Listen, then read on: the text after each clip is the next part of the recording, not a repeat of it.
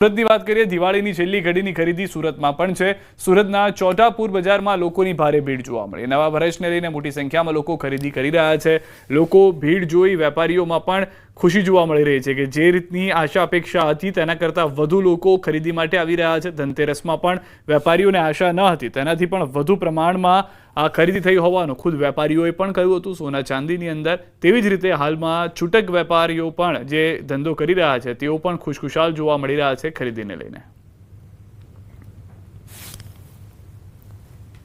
પર્વ દિવાળી અને જ્યારે આજે દિવાળી અને આવતીકાલે એક દિવસ ખાલી રહ્યા બાદ નવું વર્ષ આવવાનું છે ત્યારે હિન્દુઓના નવું વર્ષને લઈને સુરતના બજારોમાં છેલ્લી ઘડીની ખરીદી ચાલી રહી છે। સુરતનું ચોટા બજાર કે જે સૌથી મોટું બજાર છે, મહિલાઓનું બજાર છે અને જે રીતે લોકો સતત બજારમાં ખરીદી કરી રહ્યા છે, સવારે 9 વાગ્યાથી લઈ રાત્રે 12 વાગ્યા સુધી આ જ પ્રકારની ગીરદી જોવા મળી રહી છે। ખાસ કરીને આ પ્રકારના 5 બજાર હોવા છતાં પણ સુરતનું જૂનું અને જાણીતું આ બજાર છે।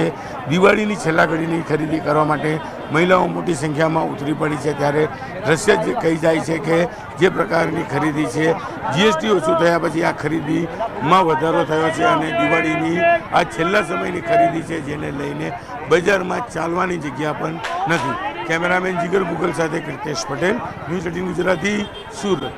हार्दिक પણ અમારી સાથે જોડાઈ ગયા છે। હાર્દિક, જે રીતની તૈયારી જોવા મળી રહી હતી, જે રીતનો માહોલ હતો, વડોદરાનું માર્કેટ શું કહી રહ્યું છે? અમદાવાદમાં તો લોકો ખુશાલી સાથે ખરીદી કરી રહ્યા છે, વડોદરાની માર્કેટમાં કેવો માહોલ?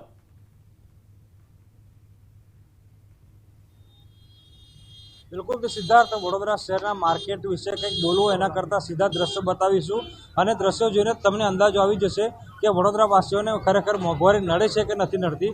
અને તમે જાણો છો કે વડોદરા શહેર જે છે તે સંસ્કારી નગરીની સાથે સાથે ઉત્સવપ્રિય નગરી પણ છે અને એવું કહેવાય છે કે જ્યારે કોઈપણ તહેવારની ઉજવણીની વાત આવે ત્યારે વડોદરાવાસીઓ જે છે તે કોઈપણ જાતનો કોમ્પ્રોમાઇઝ કરતા નથી અને મન મૂકીને તહેવાર જે છે તે ઉજવતા હોય છે।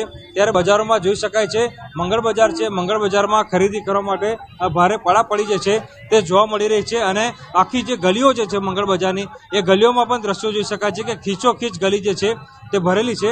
બીજી સિદ્ધાર્થ મહત્વપૂર્ણ વાત જે છે એટલા માટે અત્યારે આપણે કરવી પડે એમ છે કે હવે પછીના સમયમાં એટલે કે સાંજનો સમય અને આવતીકાલે પણ વડોદરાવાસીઓ આ બજારમાં ખરીદી કરવા માટે આવવાનું આયોજન કરતા હશે ત્યારે દર્શકોએ ખાસ કરીને આ દ્રશ્યો જોઈ લેવાની જરૂર છે।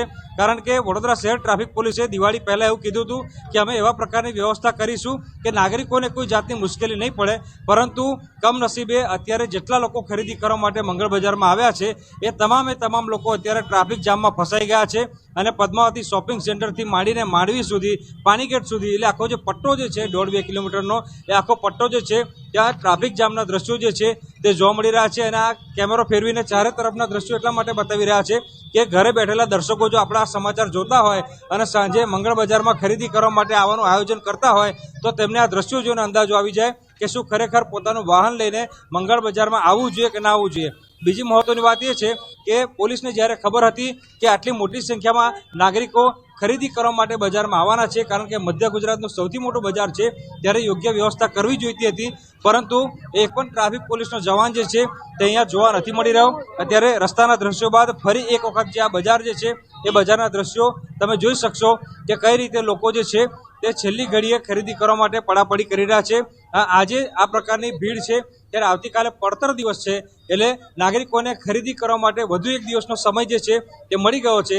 ત્યારે આવતીકાલે પણ આ જ પ્રકારે વહેલી સવારથી જ બજારમાં ભારે ભીડ જોવા મળશે અને આવતીકાલે લગભગ મોડી રાત સુધી આજે મંગળ બજાર જે છે તે ધમધમતું રહેશે। સિદ્ધાર્થ જી, હાર્દિક આવા મેસેજ જોડાયેલો છો, મૌલિક પણ જોડાયા છે। મૌલિક, જે રીતની પરિસ્થિતિ વડોદરાની અંદર છે, હાર્દિકનો એક મુદ્દો એ મહત્વનો હતો કે ખરીદ શક્તિ અને તેની સાથે સાથે મોંઘવારીની અસર અમદાવાદની માર્કેટના જે દ્રશ્યો છે તે જોતા તો તેવું નથી લાગી રહ્યું।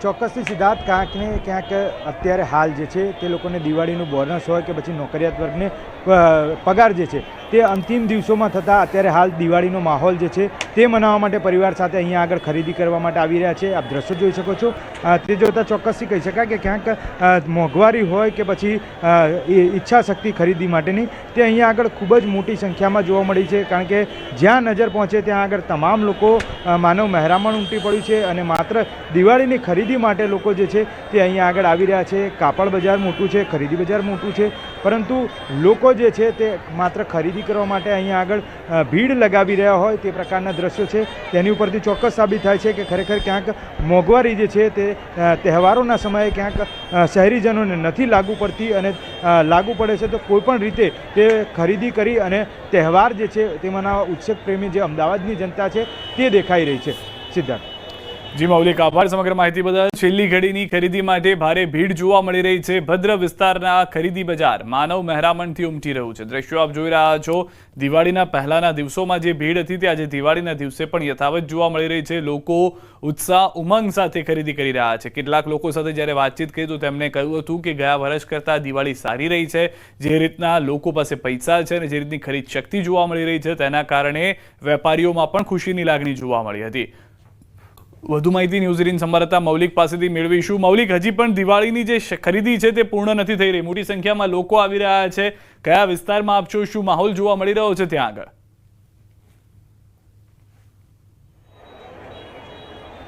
સીધા ચોક્કસથી અત્યારે હાલ અમદાવાદનું ભદ્ર બજાર, જે ભદ્ર બજાર પોકેટ ફ્રેન્ડલી લોકો માટે ખૂબ જ જરૂરી છે અને ત્યાં ખરીદી બજારમાં માનવ મહેરામણ છે તે જોવા મળી રહ્યું છે. કારણ માત્ર એ છે કે અહીંયા પોકેટ ફ્રેન્ડલી રૂપિયામાં તમામ ખરીદી જે છે તે પરિવારની થઈ જતી હોય છે.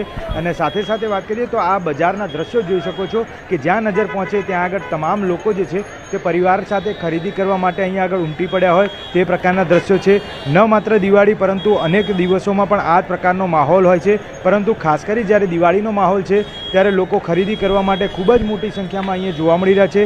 તેની પાછળનું કારણ એ પણ છે કે જ્યાં લોકોને સસ્તા અને રાહત દરે ક્યાંક ને ક્યાંક ઘર માટેની તમામ ચીજ જરૂરિયાત વસ્તુઓ છે તે પણ મળી રહે છે. ખરીદી જે છે તે પણ કરી શકે છે અને સાથે સાથે લોકોને એક સિક્યોરિટી જે છે પોલીસની તે પણ અહીંયા આગળ મળતી હોય છે.